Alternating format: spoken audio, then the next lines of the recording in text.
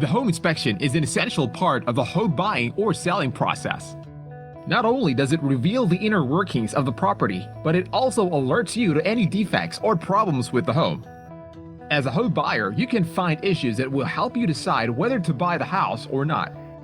As a home seller, the inspection can help you discover any problems with your home that can be fixed or corrected before putting it on the market. But how do you find the right home inspector to be your advocate? By doing some research of your own. Ask family, friends, and co-workers for their recommendations. See who your agent recommends. Search online for home inspectors near you and look at their online reviews. Once you get the names of recommended home inspectors, check them out online. See what is included in their inspection, read their reviews, preview their sample report.